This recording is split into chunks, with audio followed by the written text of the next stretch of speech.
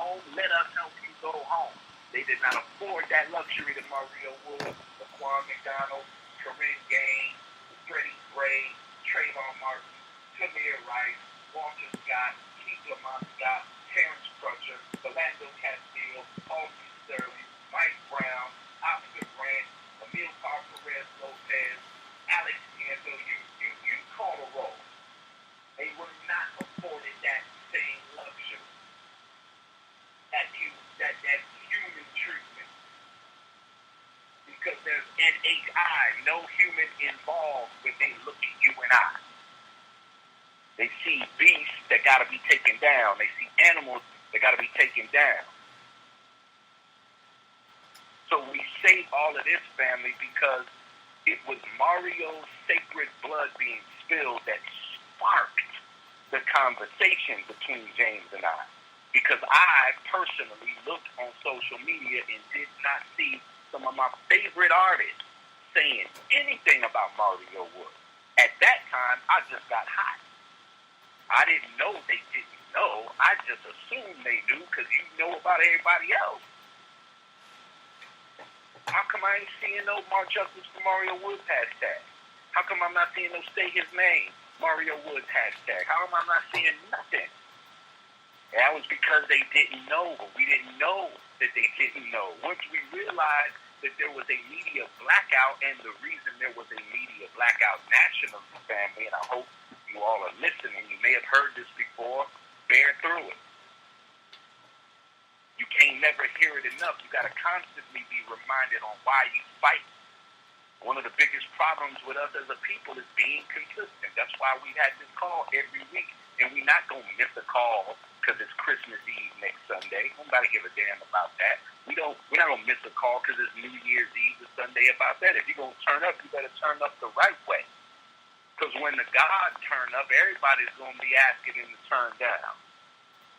And what you going to do when the God say turn down for what? You're going to, because I'm begging for mercy. I'm begging for some more time to get it right, to do my part.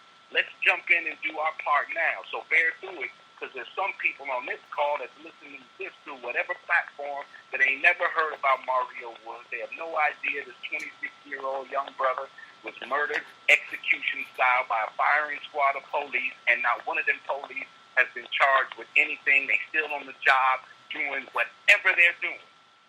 And if it was your son, your nephew, your brother, your family, you'd want somebody to fight for justice for him. So let's be patient. So we recognize there was a nationwide blackout from the media because San Francisco was hosting the biggest Super Bowl 2 months later, which was Super Bowl 50, February 8th of 2016, when Cam Newton and the Carolina Panthers were in the Super Bowl. That was the 50th anniversary of the NFL, National Football League, Super Bowl. Do you know how big 50th anniversaries are? Ask your grandparents how big 50th anniversaries are.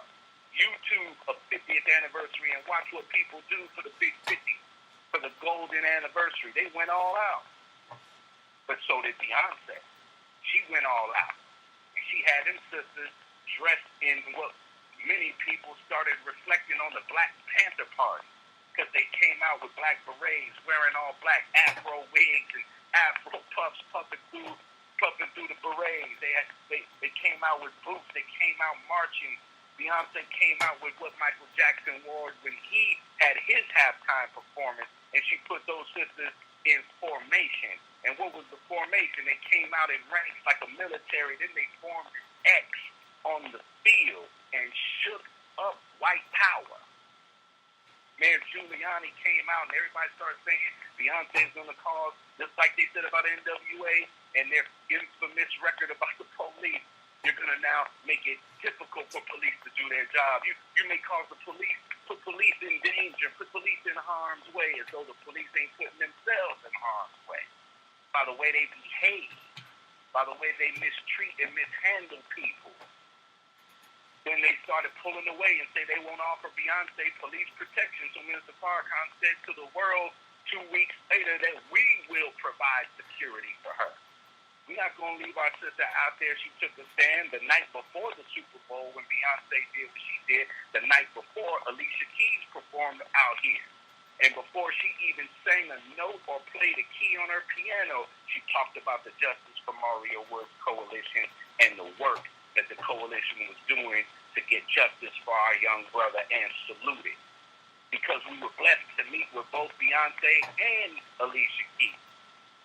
So the point that I'm making is, family, that it's time for us to take responsibility. And hip-hop is the global voice. Hip-hop got the ear of the youth all over the planet. Hip-hop has influence over the people all over the planet. So there ain't no reason why hip-hop should not be standing up in full arms. You all are the light bearers. There's no revolution without light. You all are the light bearers. Your knowledge is the light. Your microphones are the lightsabers. So we got to go to war against the evil empire. Ain't that right, Brother Jay? We got to go to war against the evil empire of everything that's holding our people hostage, keeping our people in mental slavery, keeping our people dumbed down, emasculating our men, miseducating our people, making it so that the only way our women can make it on television is they got to start pulling each other's hair out. They got to start fighting and throwing drinks. The only way our brothers can make it in music is they got to talk madness, talk about killing. You got to put on a dress and rap, but put a gun in your hand so you can keep it gangster some kind of way. It's madness, family. It's madness. But I don't want to go off too hard. I'm just lit because I'm happy to know that we have come this far in unity. And it's a great honor and a blessing to soldier with you all, to soldier with so many outstanding and remarkable brothers and sisters. I'm honored to be your brother. I'm honored to work with you all. And I want to ask my brother James Bond up again. It was the first call that I made to share a few words before we go further in our program. Brother James, are you there? Yes, sir. Oops. I just want to thank everybody coming up on a new year and the end of an old year. And many different things are taking place. We've grown, and you know, once a baby, a woman enters her 9th month, the baby can no longer stay in the womb. The baby has to come forth or it'll kill the mother. So it is with the hip-hop suggestion. We've come this far.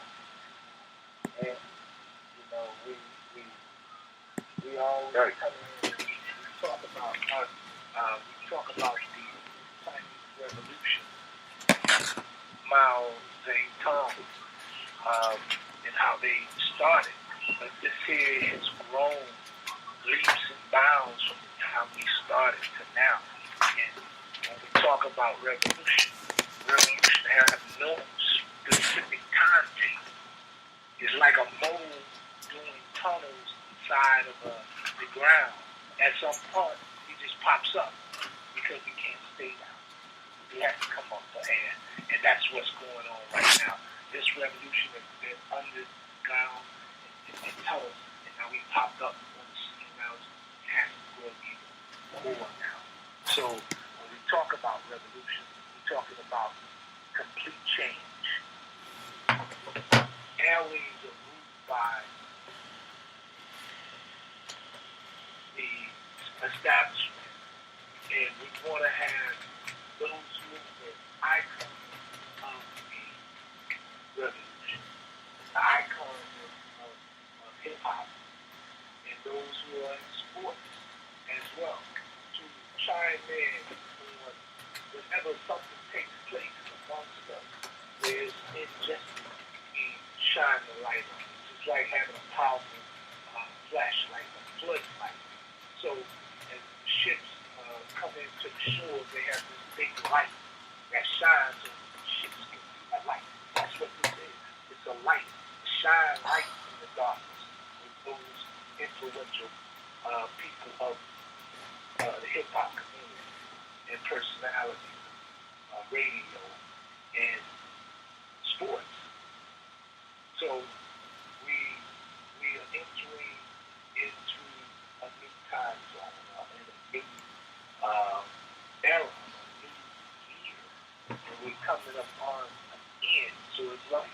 sun is setting on one end and it's rising on another end. And it's our time. And that's what's going on right now. It's our time. You know, Nina Simone once said that the role of an artist is to speak to the times in which we live. And that's what this is about. Speaking to the time, not foolishness. I know some of us say, and not you all, because I know we be preaching to the choir, but we say we high, we getting high, we drinking and smoking, we hide our mind, but we call it a good time. And if you out your mind, how can it be a good time? I just want you to think about that. You high out your mind, how can you call it a good time when you don't remember what you did the night before? We want to take this big flashlight and shine in the darkness so that people can see what's going on and move to the next level. Those brothers and sisters who have been with us for this amount of time and still moving with us. I mean, it's an honor to even be walking with such legendary people and moving forward and keep moving forward. My last thing I want to say is when Chinese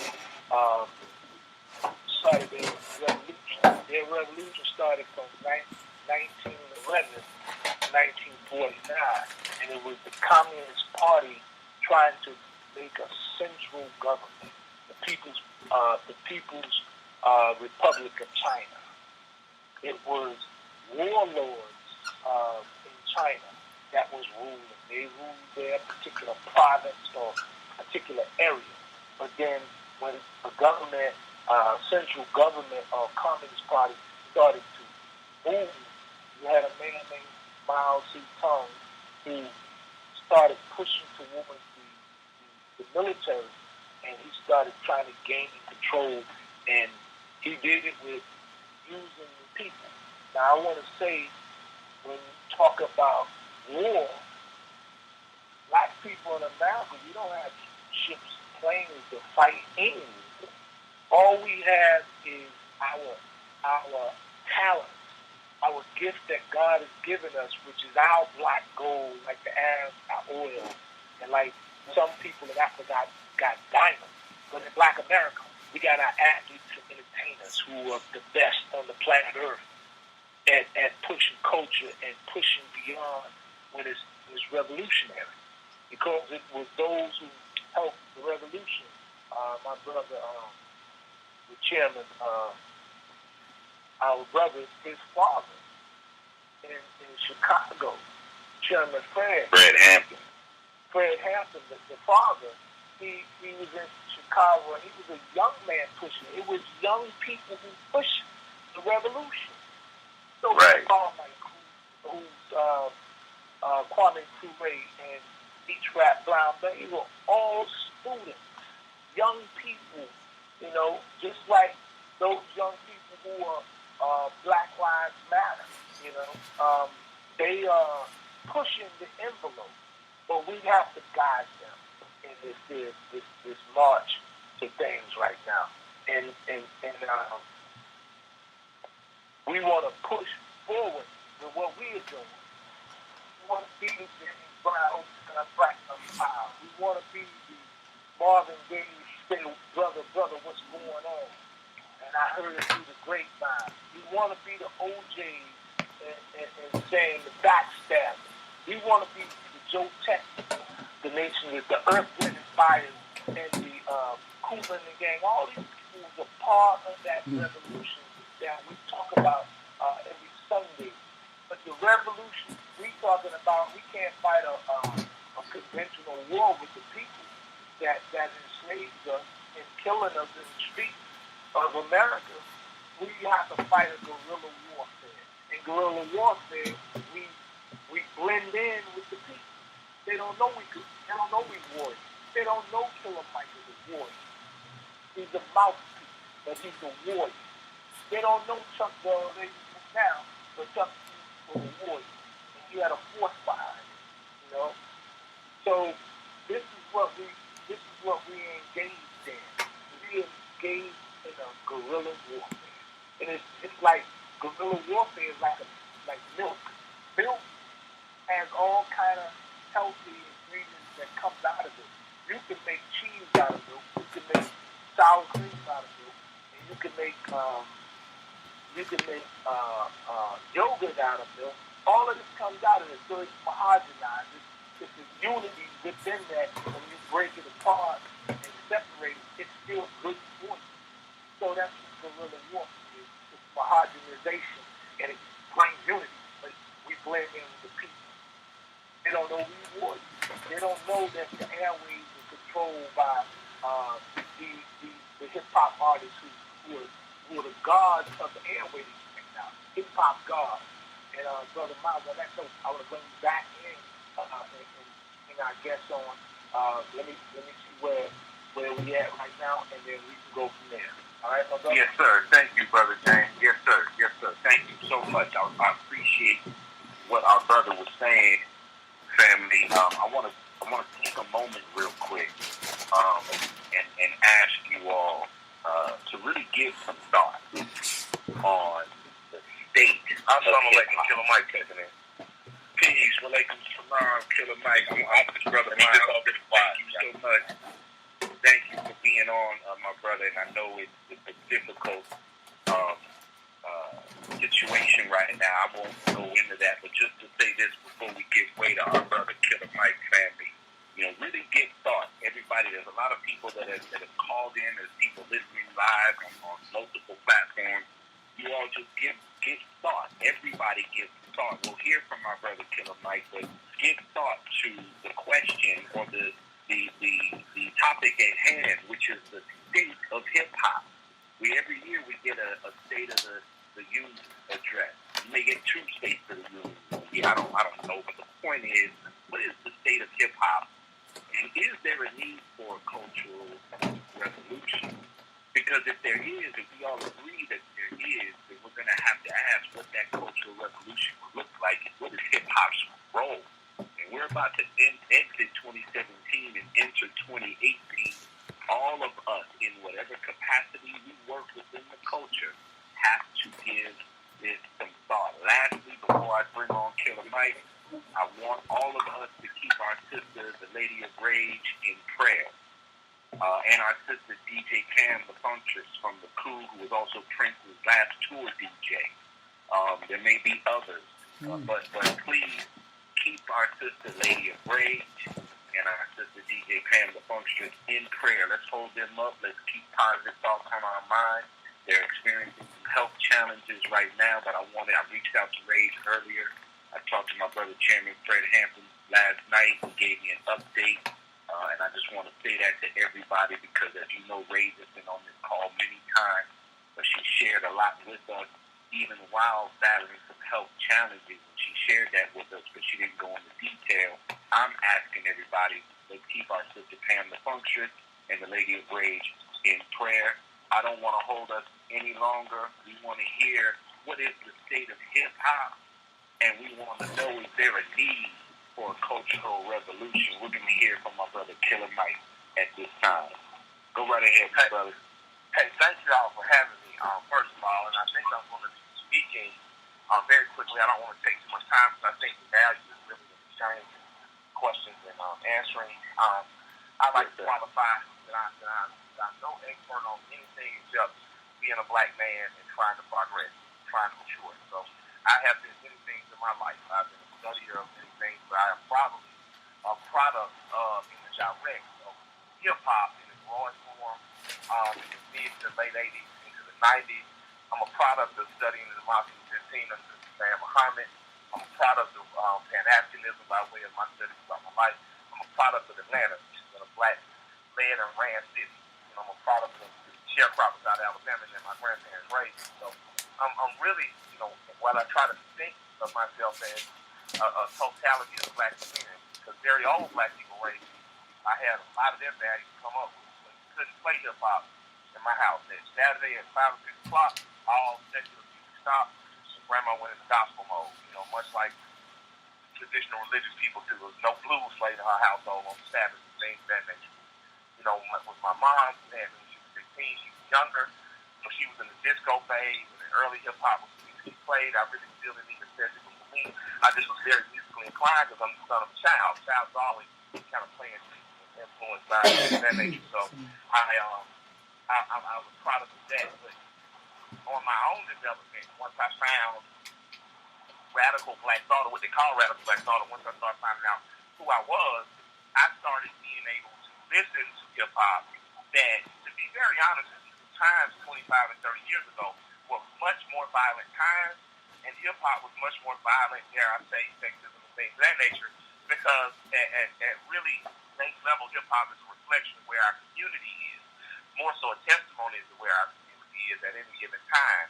Because I don't believe hip-hop just starts around music. I believe it is in the lineage of black music that's created on the soil, whether it's gospel or rock and roll or blues. I believe that black people express ourselves in music, movement, and song, and this is kind of like the tale of where we are. So hip-hop was very violent when I was 15 compared to where my son is. You know what I mean? It was a very different thing. And I think that now we're seeing the products of kids that we raised and tried to kind of protect from that. When you were George, when we were kids, you had to protect them by having a gun, or your ass get wrong for them. Now my son gets joined because he thinks he likes them, and he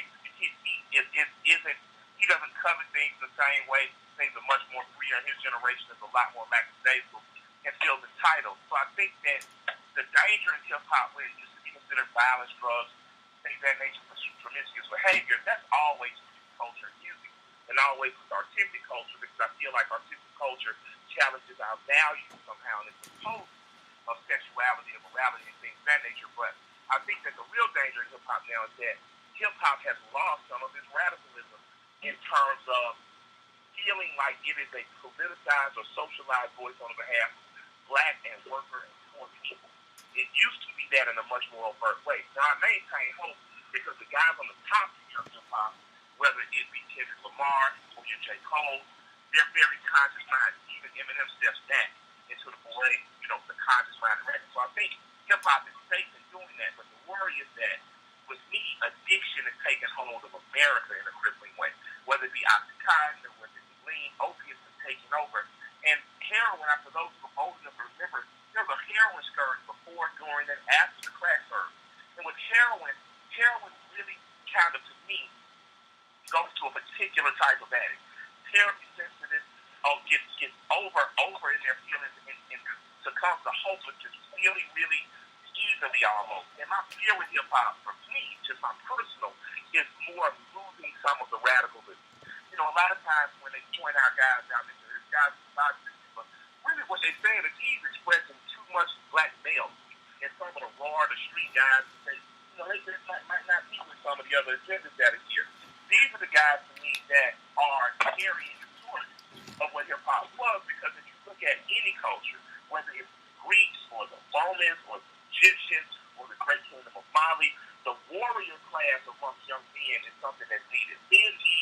Mythology and folklore that deals with them, whether you're studying Ifa, Yoruba, and you're Ogun, or whether you're studying traditional Chinese religion, you study their god or prophet of course. We need that, and hip-hop is kind of served as that in our community. But the beautiful part to me now is that that's getting shot, and our boys are being asked to kind of take it away. It's easy to take a young man who feels he's a warrior, put him with the philosophy of an Elijah or a Garvey and say, you got the right instinct, but you're doing it for the wrong reason. Let's shift it here. It's much easier to transform that than it is to take a young man who's stripped of all masculinity, and then they say, well, hey, everything's okay, everybody's supposed to get along, and you start getting the songs that somehow equate chicken and Kool-Aid to 400 years or 500 years of slavery. So for me, my personal concern with hip-hop is that we may be giving up our radical when we shouldn't have to, because everything is not okay. In terms of the other stuff, with drugs, sex, rock and roll, I think that kind of comes with the culture, but I heard Dr. Naeem Akbar say years ago about violent movies, Terminator in particular. Dr. Akbar said, when I was a college professor, he said, the problem is the presence of these things in our community, because these type of things have always been here. The problem is the lack of engagement from older people to really shun it. I haven't been afraid of a scary movie since I was a child, because I got afraid of Friday the 13th when my father looked at me and said, son, it's just makeup. So I've never been able to be afraid of those movies again, because I learned from him it's just makeup. When NWA up a gun and take to the street. My dad, who's a former police officer, said, son, this is just music. It's not that it can't happen, but you need to study the past. You need to understand for him. So he put me in a place where I understood that listening to a song kept you safe. Whereas if you weren't prepared to do what you thought you wanted to do at 12 and 13, you would have been riddled in the middle of the street. Not that that couldn't be done, but that son, you had to apply logic and strategy. The song was to make you feel good to get it out viscerally, because police was kicking our ass all up and down the block at the time. But you had to understand that the song was a song and not something you could take into real life at that moment, because we weren't prepared at that moment. So I learned these things, and I engaged my dad in particular. I engaged older men. We have lost that. And I think that whether it's athletically, they use boxer boys, whether it's the FOI marching through the neighborhoods like they're doing in the Bluff and Atlanta factory now, those are some of the last vestiges of black male masculinity. There's a brother, an attorney down in Jacksonville, Florida, who has BBM, Building Powerful Minds. Brother has an all-around program where he has boys doing everything from studying who they are, where they come from, being Chancellor Williams, to, boxing and wrestling, in a safe environment, shooting firearms, training, I think the hunting and fishing. We need more of this, and hip-hop used to be the heroic table, and we are getting away from that. And we are the last vestiges of class male alpha masculinity. And I think, and my fear is that in our need or want to be famous or rich, we're allowing our young men to trade that out when we should be more vocal and supporting the young men who I think are salvageable, the young men and women who are salvageable, and who can carry on the tradition of radical thoughts in hip-hop. So that's all I have to say. I hope I haven't bored you guys too much. Not too much to speak to and engage whoever's on the line. My brother Miles, thank you for sharing what you said. I think you said quite a bit, and I would love to open it up for some questions and some subsequent dialogue. I want to hear from those that are on the line. Now, for those that are on the line that are not on mute, please be on mute so that we can minimize any background distraction. Somebody's phone right now is not on mute. And I just want to make sure that everyone, because everybody's in a different setting, we don't know where you are, how you're engaged on this call, if you're calling in, listening to your phone, if you're online. But we want everybody to be able to hear as best as possible, so we have to minimize background distraction. If you have a question, right, I'm getting texts right now by some that have questions. I'm going to go to them first so that we can keep it orderly. I don't want to take a lot, so Killer Mike, if we can maybe take 4 or 5 questions, if that's okay. Because I know that, we talked earlier in your time sensitive, so I don't want to disrespect your time. I want to go real quick to my brother Charles Sharp. Brother Charles, if you're on the line, I know you had a question. After you all ask your question, please mute your phone as soon as you're done asking your question so that we can allow Killer Mike to answer the question and we can minimize any background distractions. We don't want to have 3 and 4 and 5 part questions. We want to try to get to as many as possible. So once you all ask your question, just go ahead and mute your phone, and he'll go ahead and answer. Go right ahead, Brother Charles. Killer Mike, this is Charles Sharp. My brother here is the CEO of the Black Emergency Managers Association. Not FEMA, but FEMA. So Charles Sharp, go right ahead and ask your questions to our brother Killer Mike. Thank you, Brother Miles. Hey, Killer Mike. I really like that statement. Everything is not okay, and it's not. My question is, what do you think the effects of net neutrality will have on independent artists in the hip-hop community?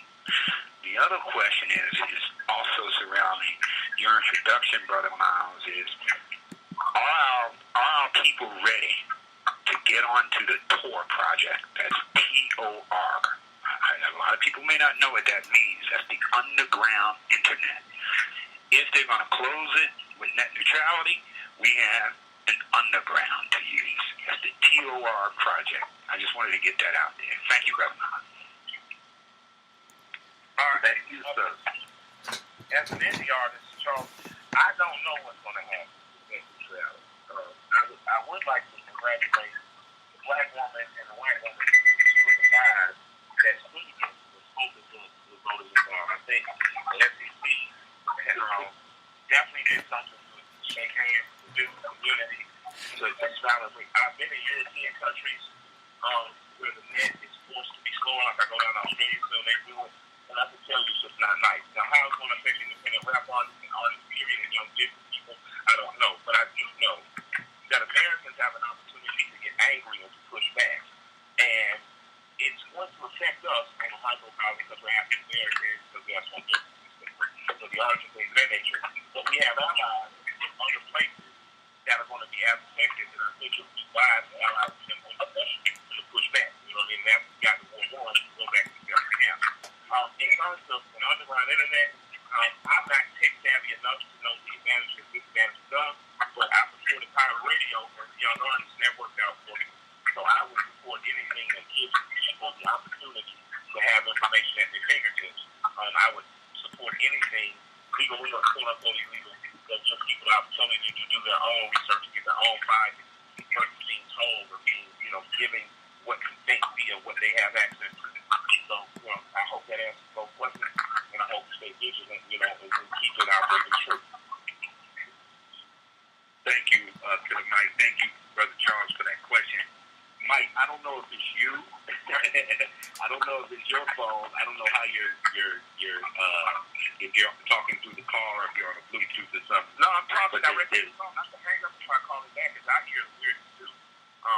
Oh, yeah, no. I don't want you to hang up. We definitely don't want you to hang up. But somebody, family, if everybody that's listening could please just check your phone.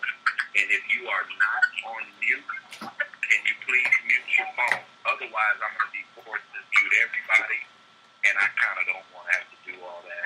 So if you could just check your phone, everybody who's listening, who's on the call, everybody who's listening, can you all please mute your phone? We're going to try this again. We're going to go to the next question. My sister Shereen Briggs, she's an activist, she's a journalist, she's a power move maker, Sacramento, California. Sister Shereen, go ahead and ask Killer Mike your question. No doubt. Greetings, King. Peace, King. Mike, now, we can't hear you at all, Shereen. Okay, yeah, there's definitely background noise. I'm not sure. Okay, peace, King, peace, Queens. This is Shereen, Power Move Presents. Mike, I have a question for you. In an interview that I did recently, well, actually about a couple years ago with the chairman, Fred Hampton Jr., I asked him about the state of hip-hop, and did he think that hip-hop would help the state of my people, our people, black men and women? How is hip-hop helping the movement to bring about justice, to see actual action in regards to inequality, systemic, racism, oppression? How is that hip-hop helping? And does he feel that hip-hop is something that will help us? His answer was very interesting. He told me that the Black Panther Cubs look at any phenomenon, and they look at it, and they study it, and they look at the aftermath of it after it's come and gone, the effect that it had on our people. So let's just go back to KRS One days. This was over 30 years ago, I believe, when he first came out. What he was speaking, he was teaching knowledge. He was not just a rapper. He was a professor, a philosopher. The state of our people is either the same or worse. So I guess my question to you is, how is hip-hop going to really help our black people? Because when you look at the state of our people, it's the same. It's still systemic racism in our schools. It's still oppression. It's still inequality. It's still us killing each other. I need to know, how can we make hip-hop really make a change for our young people coming up? Well, thank you, Shereen. I appreciate you. That's a valuable question. I'd like to let's frame something. Murder rates are lower than they have been in 30 years. Violent crimes are lower than they have been. We actually have more for young men and women in college. We actually are doing as good in terms of that as to be expected. A lot of what's happened to us in terms of poverty has nothing to do with hip hop and everything to do with a president we loved for 8 years but they gave us no actual power. It has everything to do with us not being like the white alt guy, Richard Spencer, whatever said, we aren't economically nationalistic. Meaning we don't prefer black banks, we don't prefer black business, we don't prefer black products. Therefore, our dollar stays in our community for 6 hours. These are things that hip-hop cannot control, but they're things that control hip-hop. And what I mean is, hip-hop is always talking about violence and hate warfare and things of that nature, literally because we were in the middle of that. It talks about crack cocaine because we were in the middle of that. But I would argue that post-crack era, post all that addiction, hip-hop kind of taking the mythology of crack and adding it.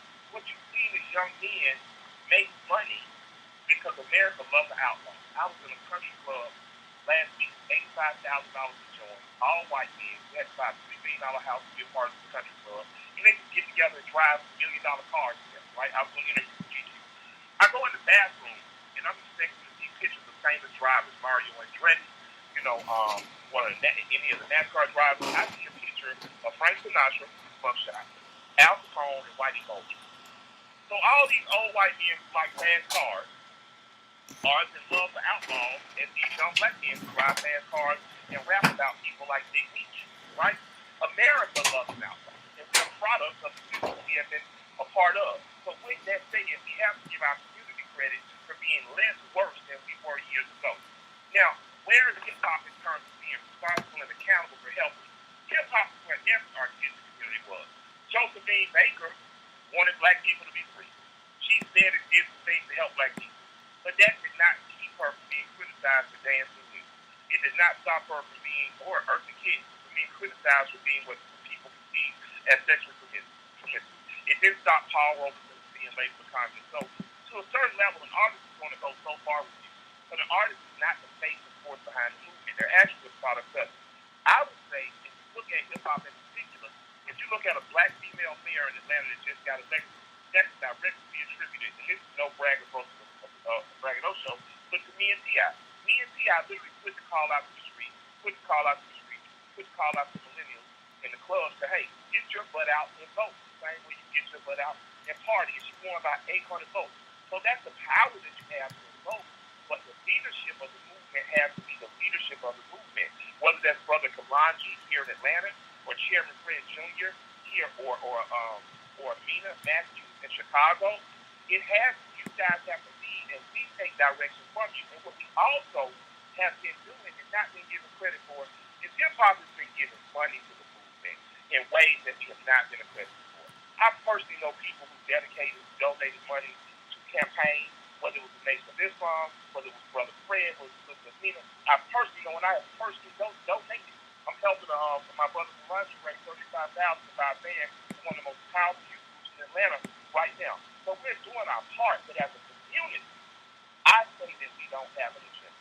As a black community, we don't have a 5 or 6 point agenda that all black people know and give it. And because we don't have that, we're in this schizophrenic existence where even our games are celebrating because we're always behind the 8 ball in the system. And I get the frustration, but I have to say that I think that hip-hop artists have the ability to be a merchant and a business class. We have an ability to be an investor class, and I would encourage our boys to be better capitalists. When you see a young man standing in front of an abandoned house holding a brick of money to his ear, the question or the criticism the next day on your YouTube channel should be, look at these silly, look at what they do with money, look how they waste jewelry, look how they, what we should be saying, hey, our challenge is we're going to challenge you to buy that house, refurbish that house, and put a poor family in possession in it. However, not only promise to yourself, but to make sure our neighborhood stay our neighborhood. We have to start rethinking how we use athletes and entertainers, because at the end of the day, let's be real. These people have jobs. I'm an independent artist, and really the reason I can say anything I damn well want to is because I have a huge white audience. And those white kids identify with the working class section, is what I'm saying, and they buy my music. So because of that, I'm able to be a queer black voice. So as a community, if we know that our major entertainers, we love to point out the ladies, why Jay-Z, Why Beyonce? Why? Well, they work with somebody. And they work with somebody who's not interested in your community. And it's a delicate balance for them to keep their kid and keep their job and work like Oprah was a billionaire. Oprah still just stuff she sold a majority stake in her company for $700 million. You know, I had 100 millionaires tell me, Michael, if a million people need $1, I can give $1 to a million people. But if 100 people need $1 million, I can broke tomorrow. And we don't think of that in our context. Our giants are small on the macro level. On the macro level with world money and with people, our giants are small. And we need to start understanding that. You know, when you get your car fixed by your cousin, it's a little different than when you take it into the safety dealership. That isn't to say Pookie doesn't do a good job, but it might take him 3 days. Where it takes the safety dealership 3 hours because he doesn't have the equipment. But what I want to challenge us to do is in places like Atlanta, Detroit, Chicago, DC, Baltimore, let's challenge our hip-hop artists, right? To take the money that they want to put up. Let's say, hey, man, that 30,000 in the club and the people who in the club, the bartenders, the dancers, this is what we're going to do. And I tell you what I think. We're going to challenge you guys to buy a block. We're going to challenge you guys to buy a block. We're going to refurbish the block. Well, how are we going to get them to do it? And if they don't do it, well, how the hell am I supposed to do that? We're going to hire black real estate agents. We're going to hire black attorneys. We're going to help them walk through the process. And we're going to make sure every rapper, every entertainer, every scholar who can afford it buys something on the west side of Atlanta. And you buy a house for $50,000 to $150,000. You put your mama there, your baby mama, or women there. You make sure that enclave in the west side of Atlanta stays black. Y'all keep a big road block. Y'all buy shops on y'all side. And you create a brown town. The same way Chinese people have a Chinatown. The same way Russians have a little there. You essentially create, and not even create because it's already there. So we have to start encouraging that again in the city we from and make your boys and girls into an investor and a business class. I think that that's the proper role for them in the movement versus being considered leaders. I'm a leader, right? Not because I'm a rapper. I'm a leader because of my organization. I'm a leader because of Black Teams for Advancement. I'm a leader because of the Atlanta Sports Commission on Children and Youth and the youth organization I help fund called Youth Organization. I'm a leader because I got interested young and I started organizing. I'm not a leader because I had a record deal band. And it's wrong for us to ask that of people who've never been in a leadership role because you put a spotlight on somebody who's not prepared for it before you train. And that's just my thing. And my, to your point, I guess, how do we get people to be able, like, what are we going to do? Hold on, Shireen. One quick second, Shireen. Somebody that just came on the line or you unmuted your phone. So whoever's that just came on the line or may have unmuted their phone, please mute so we can keep it. We cleared up that background noise. It's perfect, but we don't want to go back to that because you asked a very beautiful question that allowed Mike to give a profound answer. And we're going to allow you this follow-up because you must have. We're going to allow you this little follow-up, but I like because what Mike is saying, and this is one of the reasons why he's on this call, is because he's about action, right? We're not saying he got the answers and he told y'all straight up. I don't profess to have them, but what he is giving and what he's proved in his work, in his activity, in his activism as an artist, but as a leader, he's proved that what he knows and how he's been trained, that it will lead us to productivity as a people. It'll lead us to, and you heard him give kudos to where he's been trained. You know, what produced him. And so it's a beautiful thing, but we just want to keep this background noise minimal. After my sister Shireen, Half Pint from Son of Berserk is going to be up next. Shireen, go right ahead and finish out. Okay, well, let me just quickly say this. A lot of people believe that revolution is their religion. Again, I'm quoting Fred Hampton Jr. What's your religion, Mike? Killer Mike, like, if you were to define that. My religion is I am whatever type of the word the day before any Abrahamic religion got to have. That doesn't compare now. It doesn't mean I don't, I've studied everything from Islam, Christianity, to Hinduism. There's no religion I haven't investigated to or want to investigate. I've just found that my grand truth is what Elijah Muhammad taught me, that I'm the original man. So all of this comes from a black man and woman. So I'm not married to any of it in the way some of my brothers want to. That means that whatever position people suits them and whatever they find is fine by me. But I separate politically and socially some of my moves and motives from my personal religious thought. My personal religious thought is not I'm directly connected to my ancestors. The black woman is God. I'm directly in the lineage of God, the black man and woman. And there's nothing in the world that can change that. That won't change no matter how many books get burned. That won't matter within a new religion tomorrow. I am a direct product of what God did first. And that is something totally designed. And that is all you have to be. That is all you have to do. Whatever you call yourself, make yourself fine. I'm going to be serving. I'll live with you. I'll pray with you. I'll put on me. But what I won't do is worship and serve anything that's not directly attributed to black people. That's what Beautiful. Thank you, Mike, for answering. Shireen, thank you so much for your question. Half pint, son of dessert. Are you on? Go right ahead and ask your question. Yes, I am, brother. I'd say peace to everybody. And as always, I ask the question of all the guest speakers and those that are present on the phone. Brother Killer Mike, I would love for you to be a part of the Hip Hop University, which is what we're trying to establish as a medium to kind of reach the kids, not just the kids, but also those that are part of the hip hop culture but don't really know the history of preservation, especially from the political perspective, the social political perspective, because you do have a different ear and eye for what is happening and our role in hip hop. So you asked would I be involved in the Hip Hop University? Absolutely. Yeah, I think Brother Stone Messiah and some of the other brothers down here have got that and been about it. And I tour religiously, so it's very difficult to be in one place at one time. Socially, however, push the needle, I don't that I will. Although I can't promise a dedication, so I can be there every third Wednesday of the month. But whatever I do to help hip hop grow and expand, I'm more than willing to do.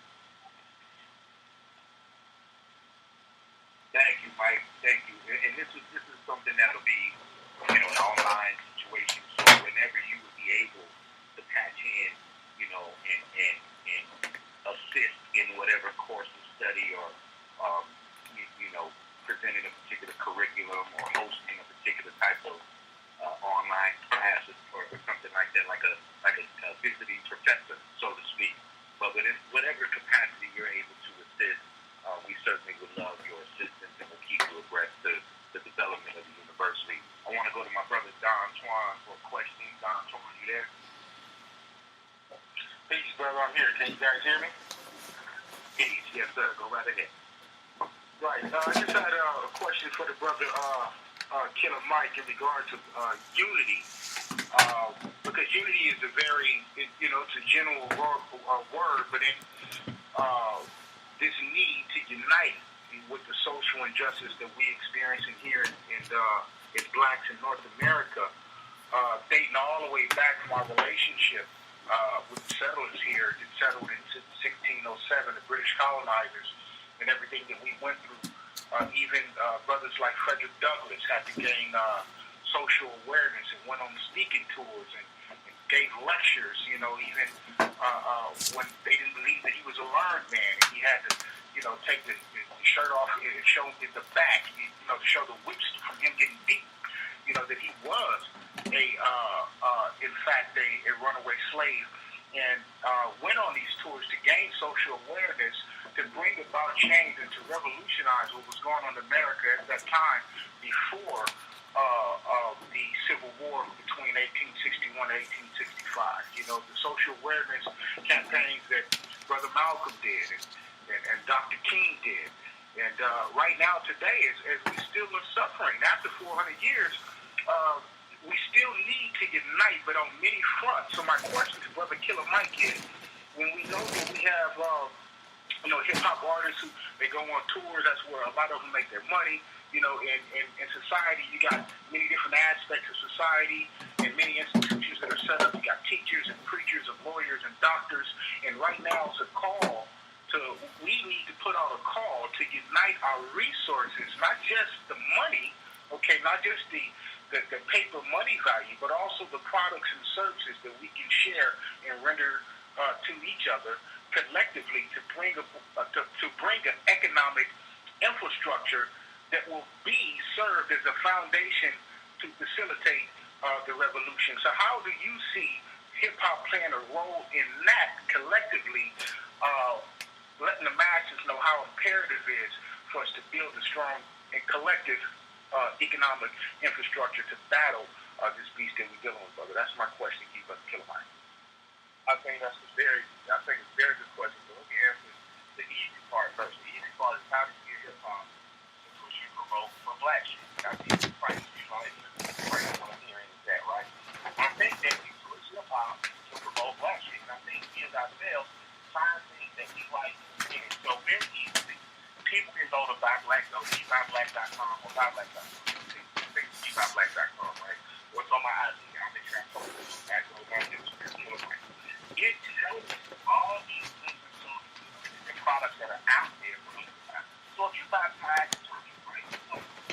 Black people, I'm just asking you, while you're on the phone, don't buy Tide, go to Amazon and buy True Detergent. True Detergent is all about finding brothers performing in a line.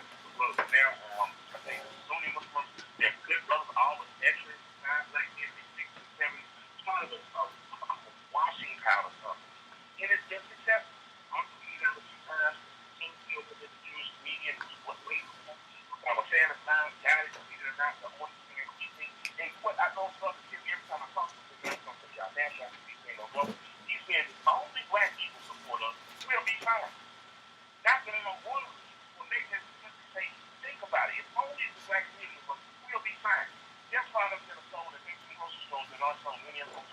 Sometimes we have to get people to go back. And we start thinking that, so I need to start buying food. I need washing powders, and I need to start buying shoes. Right? So in matters of unity, all that to say, there are places out there that tell us what black business services are, right? And I'm going to be looking forward to promoting those places and promoting businesses on those places. You know, we have to start doing coffee tables. What's that, right? That's when I get 6, 7, 8 of my friends over that I influence, and they trust me. And that's when we figure out which way we can go to an all black thing. What do you mean? Well, we're going to do black stuff. That's what myself did. We're going to find a black food. We're going to find one day a week to support that diversity thing. Think we do that. So from the easy tip, there are 200 stuff I never do. Now let me approach unity. When we talk about unity, we often talk about unity from a place of suffering and suffering. We got some good places to start, right?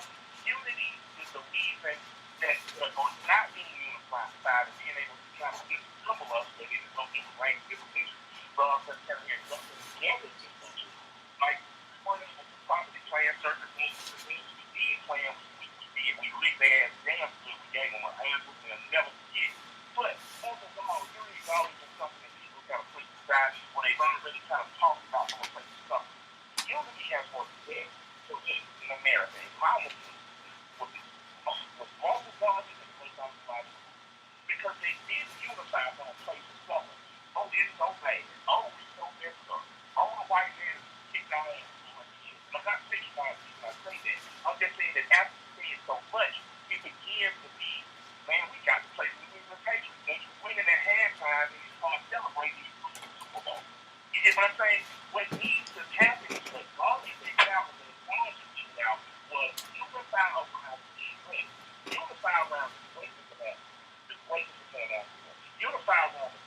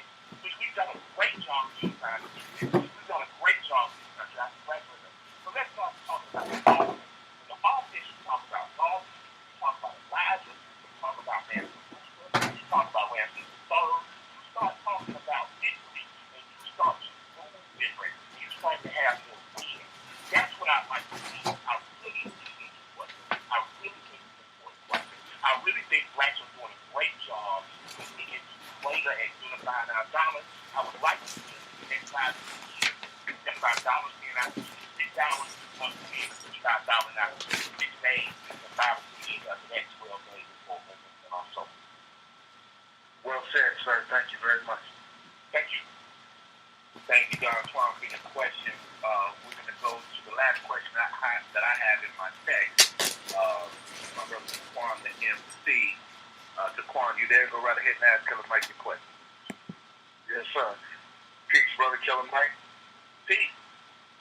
Hey, I want to say this to kind of change the tide just slightly, just on hip-hop.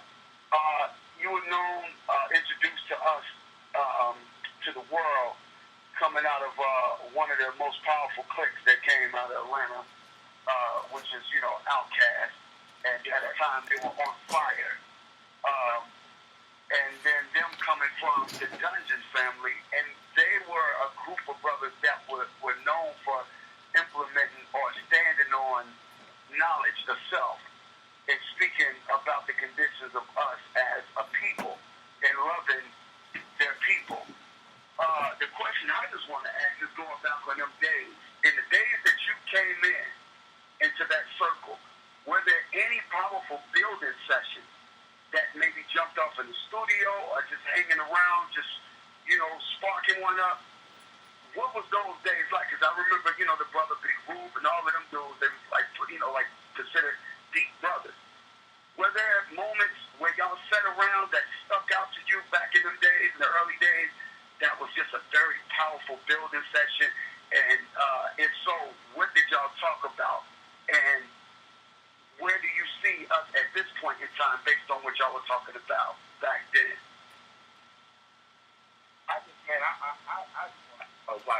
I'm like a little brother to them. Like, oh man, how your little brother want to impress you, but you tall like this. You know what I mean? I was early on, I was very hard headed. I mean, and I wanted to impress my big brothers, but I found myself butting heads with them a lot. And not a simple rap, like not that I wanted to change anything. Just like I was a Dungeon Family fan first on the beat, man. We were supposed to go radical. I had to learn. Ray Murray is they call him Yoda. He's often seen pictures but not often interviewed. He's one of the wisest, deepest, most well-thought brothers and well-studied brothers in the world. And he is a big part in the cornerstone of the knowledge that the Dungeon family has. He constantly challenges us. I wish there was one session I could point to that said that's the epiphany versus my 17, 18-year relationship with Ray. In that relationship, the music I make now, which is dark and wild and radical, my white comrade and brother and rap partner, he out of New York, I've been trying to make it my whole career. Never found it until the end.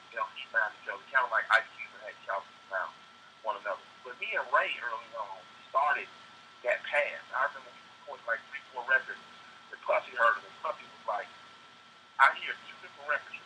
This record feels like, say, Biggie. This record feels like radical and dark. So you got to choose which one you want to be.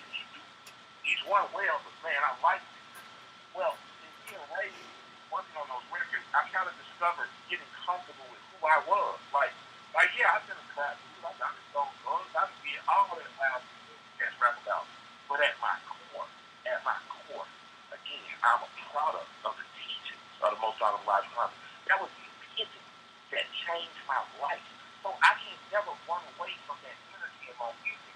But I had to learn to get comfortable with being that rapper, with being a person who was just comfortable sitting in the room with my homie Chip and G, and listening to trap music and talking to prices as I was with my brothers and things like that. I had to get comfortable with myself, and Ray was the first person who said, hey man, you are me, and it's up to you to figure out how to put this into the world and stop trying to forget the time what you think is possible. How do you ease the brother that gave me that to the point where even today, like when I walk in the room, it's like what you think, like that's his first question. So what's your thoughts? What you think? Not what you think about it, but simply what are you thinking? Because if your thinking is not right, your music not going to be right. So that's what I can honestly say that because of him, I've been more, and Brother Dion, no idea, of course, but it's also possible. Because of him, and pushing the line on me, so people couldn't say, Mike, you got to do that. You speak well, I don't know why people think it. But now I'm constantly thinking, I'm constantly evolving, I'm constantly trying to figure it out. I'm constantly trying to progress myself. And those brothers are constantly pushing shot the steel. Ain't no steel gonna get sharp because you brother. You know what I mean? You got to spar with the brother. So Ray has never treated me like anything but a brother and a sister. You know, no matter how much I got, famous I got, you never got this thing in the future. It's not like I know everything, but I want to help you to learn more about yourself. And I say Ray is that big, and my biggest, I guess, epiphany is when Sleepy Brown put his arm around me a couple months ago. He said, "Kill." I said, "What's up?" He said, "Killer, man, you ain't got to keep going so hard." He said, "You're not done sound sex, you know, you done sound." He said, "Well, bro, I know all I can do, but you done earned your stripes." And that's what's important because I consider it an honor. You know, I felt like Capital, you know, getting in the Wu-Tang Clan. You know what I'm saying? Like, I really am proud that I to the person who helped me become because I didn't see it coming. You know, I had to reconcile my past and my guilt from treating it, and I had to get comfortable showing who I was in terms of intelligence. You know, so I'm glad that they pushed me, having to know I keep pushing me, and I'm glad my friends don't stop pushing me. Beautiful. Thank you, Shaquan, for that question. Killer Mike, we're gonna take one last person. My sister, background vocalist, but he's out his Collie Buzz, but he's a forefront vocalist for our people. We'll be hearing a lot more. You all can log on to YouTube and type in "Fear is My Crown," my sister Sai, and all the name is a big Pun son. Why is his name slipping my mind right now? But Sai, you're on the line. Chris Rivers. Say what you say it again. I said his name is Chris Rivers. Chris Rivers. That's right. Thank you so much for being on the line. Go right ahead, my sister. Okay. Hey, Killer Mike. I just want to say something really quickly to touch on what you had mentioned earlier. Okay, so I'm going to say it's going to be like a two situation. All right, so basically, in regards to like buying from our own people, I feel like sometimes it's not really shunned upon in other cultures. Like it's not impossible to see like an Asian market full of Asian people. That's what you expect to see, and nobody makes them feel bad about doing it. People will literally like ride a bus far to the other side of the city to support their own people, and I think that that's what people have to do. They just have to suck it up and support their own, and stop always dealing with convenience, because convenience is supporting your oppressors most times. Also, on the flip side of that, a lot of people will not support their own people because we unfortunately have this bad stereotype of having bad customer service, of bad business, and I feel like bad customer service, bad business, that's something that you can experience with anyone. So we have to get out of the mind frame also of thinking when we support each other, it's going to be some real ignorant stuff, it's going to be bobo, it's going to be, ridiculous, it's not going to be professional. So we do need to make sure that we're professional. We do need to make sure that we treat our own people the same way that we would treat other people coming in, to support our business or whatever we're doing. But don't be afraid or embarrassed to say that you support your own. So it's like we have to make sure we're performing professionally, but also make sure that we're supporting, because we can easily support someone else and it's not profiting ourselves. That's all I want to say.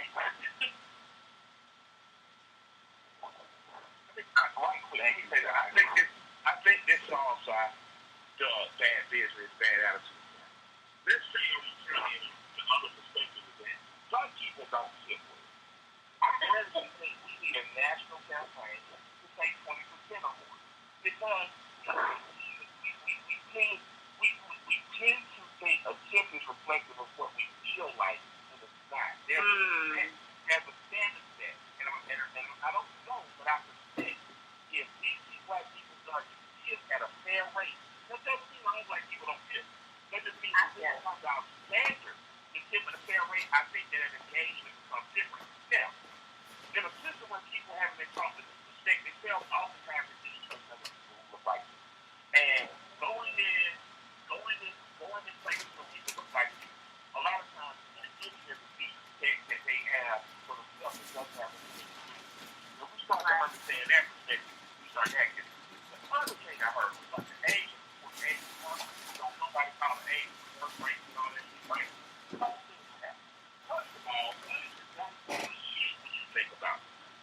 sensitive now. They don't care. Because I see someone don't act like they don't see it. Right? I love that guy. My wife and I said on the bus sometime in Seattle, two Asian guys got behind us on the lane, and the white guys come acting with everyone. We work together. Yeah, look at that. I love it. Because it really shows that they're focused and so on them in the positive that we don't have time to reflect on what negative we might say. And blacks absolutely kill what white people think. That's very true. Less about what care less about it. You understand that no matter how they feel about you in positive, all they want is like they still take their ass to the soul restaurant. They still take their ass to the restaurant. Make all of your businesses like that and watch that differently. You don't have to care what the oppression class thinks about you. It's just supporting one another.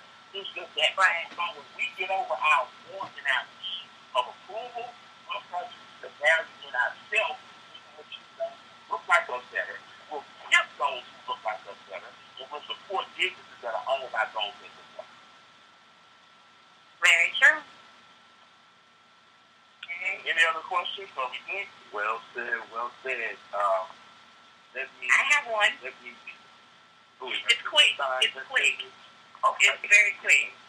I just this is Shireen Briggs again, Power Moves Present. I just have a quick one question. I'm so sorry. I'm a journalist.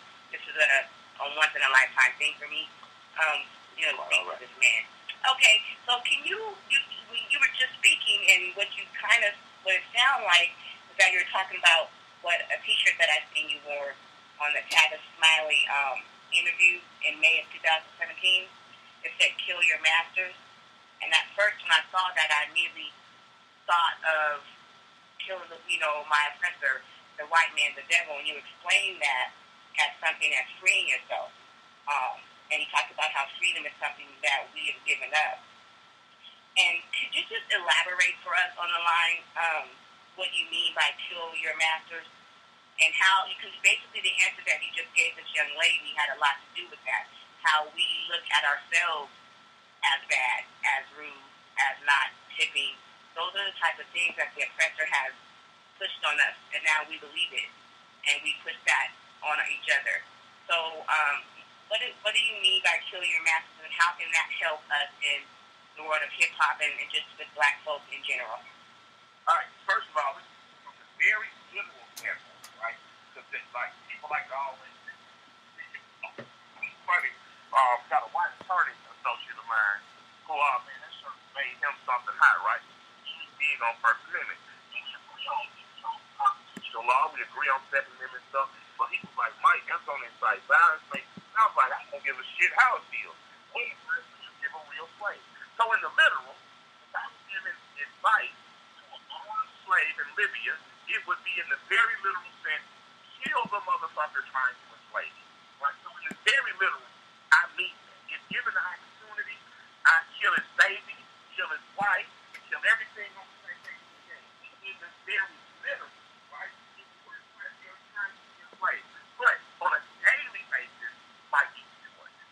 So Mike will be his fat ass with my personal trainer tomorrow, killing my master, killing my need for sugar. Mike has been doing one meal a day, like Muhammad prescribed, trying to get better by beans and stuff, because I've understood that a life of lack, although I can be a rapper, you can't enjoy it if you have a stroke or heart attack. So killing my master is killing my need or want for extra.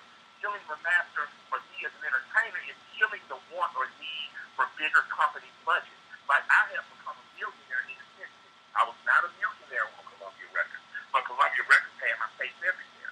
So the question for me became, do I want to be on a billboard everywhere, or do I want to be a millionaire? And when I decided I wanted to be a millionaire, I understood that there were some things I was going to have to do with the house. And I started not wanting those things. Like, I remember my grandparents telling the child, you can't have it, don't want it, you won't bother. So killing your master in a spiritual and physical way means I'm going to do without the things that control me for the worse, right? In a very literal way, it means if someone seeks to make me a slave, then it is my obligation to remain free at any and all costs. Okay. Thank you so much. Absolutely.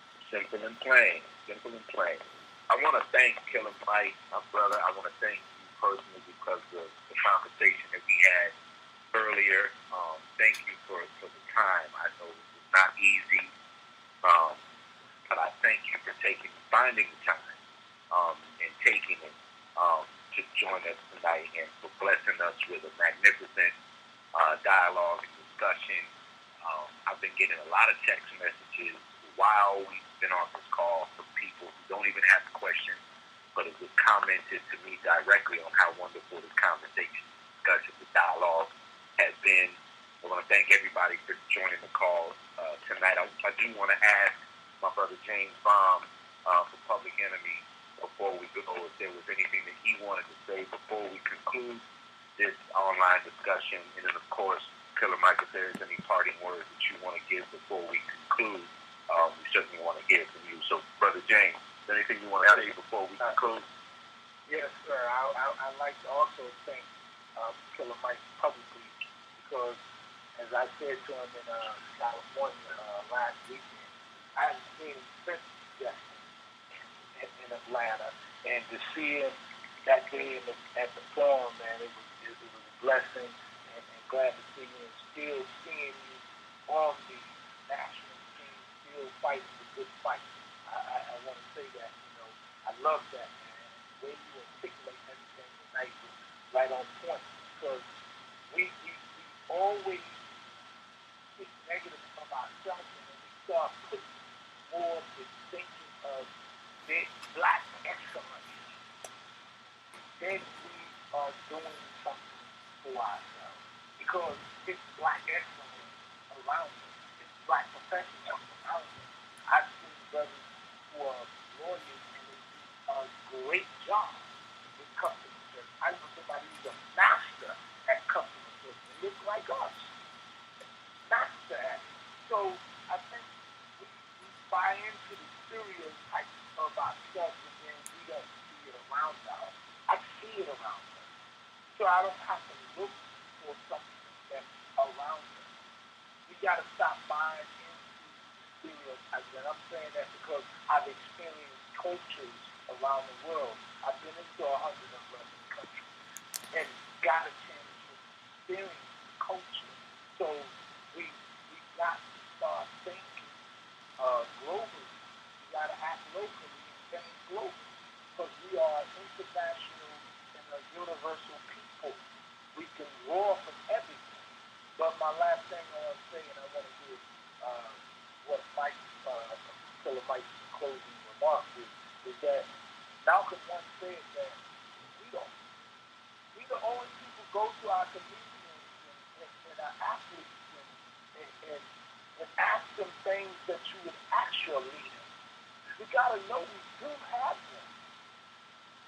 You can't put the responsibility on those who all we do is ask those who are cultural icons to chime in and shine the light on.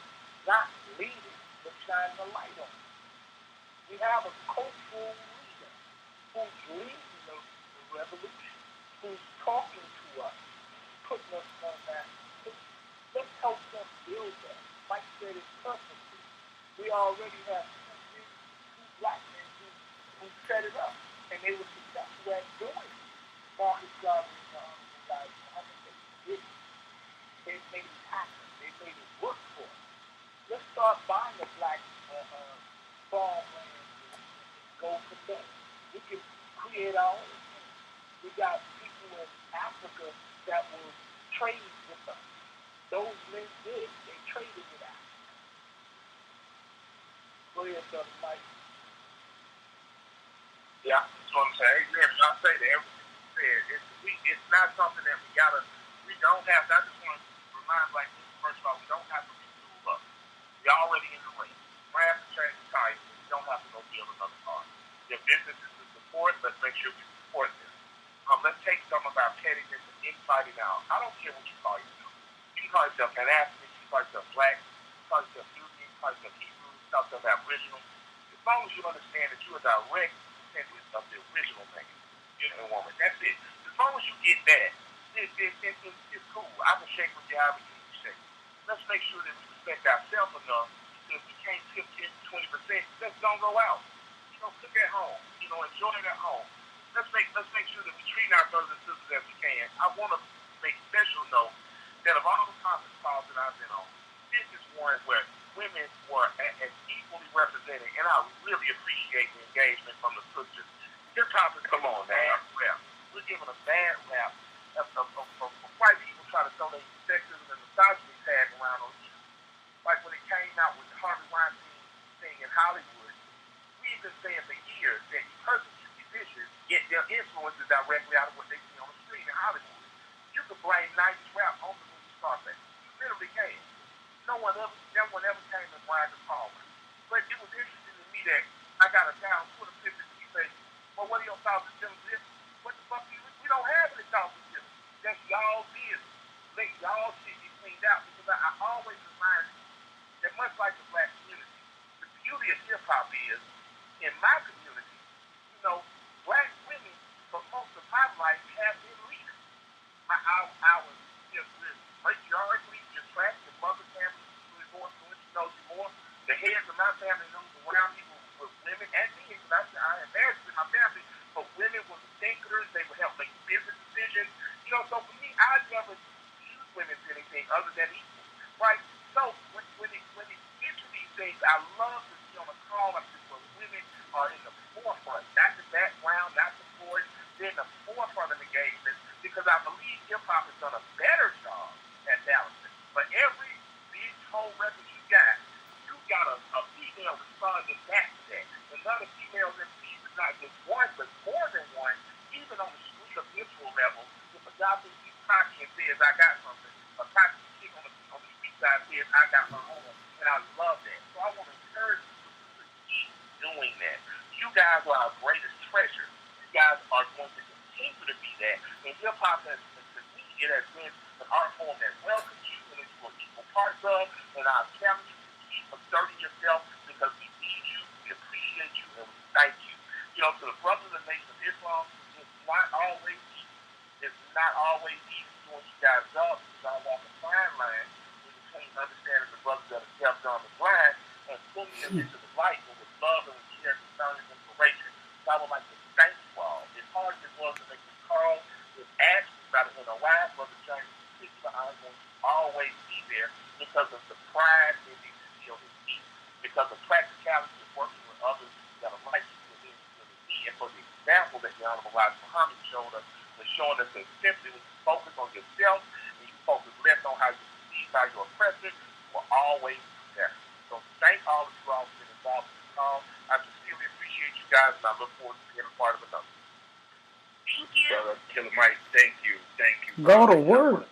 Real quick before we go, I personally, Brother Miles, I personally appreciate and thank you for acknowledging the sisters because there's many more that are on the call that just haven't voiced that they're on the call, artists and others that are influential in the culture in different aspects that are on this call. But that's something that we struggled with because we not struggled in that we didn't want the sisters present, we didn't want the voices, but it was very difficult to get the response in the beginning. And it could have been because we went in at the beginning, we kind of went towards those that had the name because of what our initial very narrow focus was with this conference call, and that was to alert the world of what happened to Mario Woods.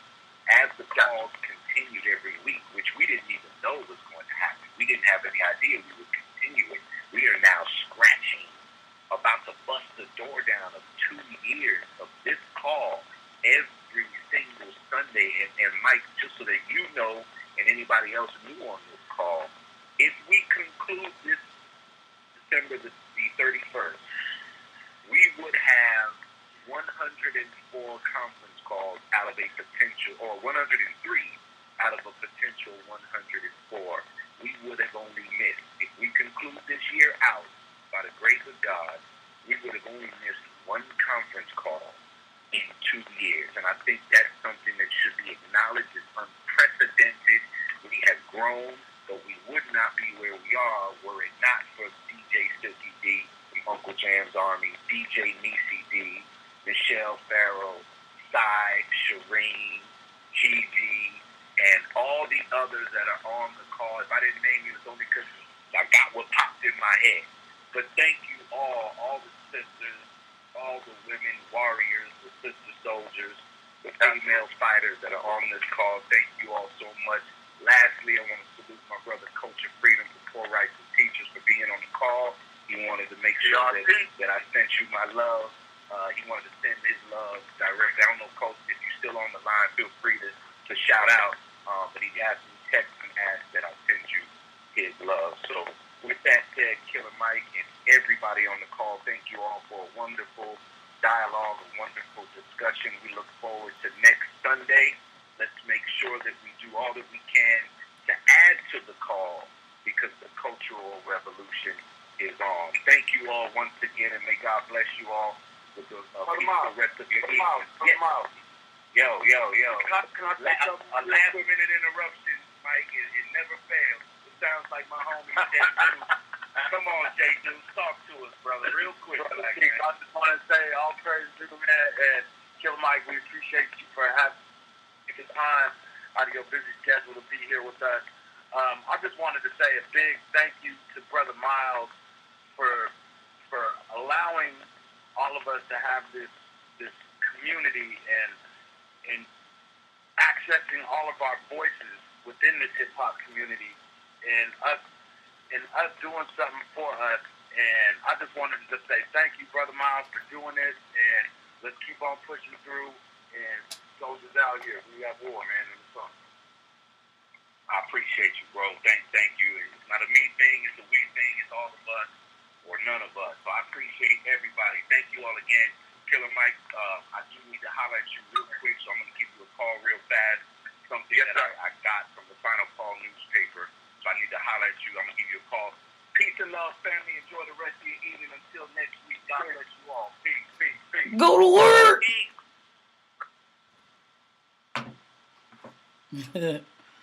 You gotta love that. Amen. Wow. Go to work. Thank you if you all are still. I see you. I see people still listening. Go to work. I love you. I want to tell you thank you so very much for tuning in.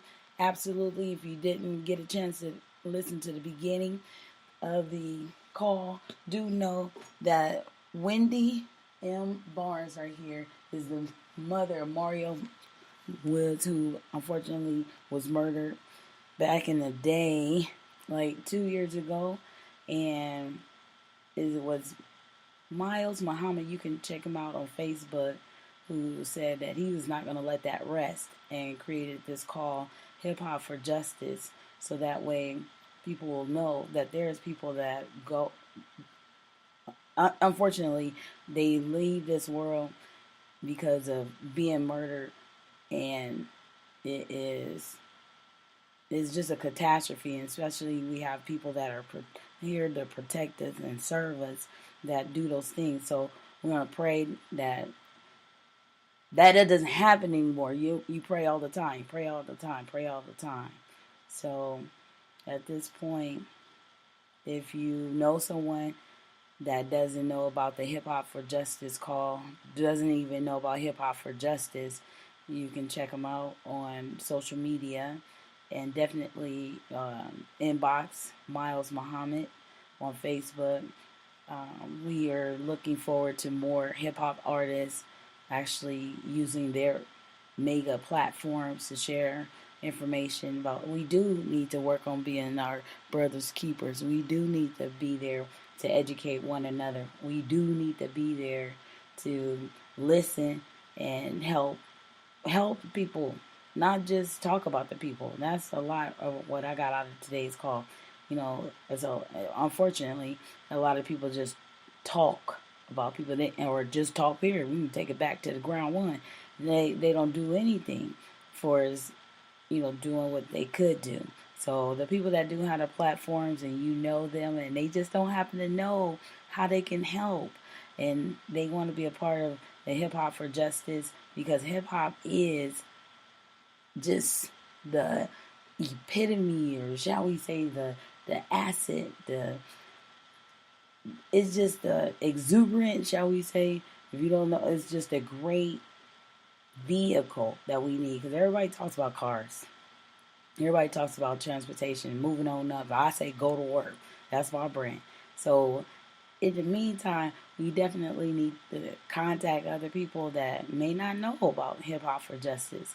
And they need to be on these calls so that way they can contribute to what they can. Excuse me. Sorry. Oh my gosh. So with that said, I'm going to conclude my Facebook Live, get some water. It's hot in here. Try to put the light on in here so you can read the words. I love you all. Go to work.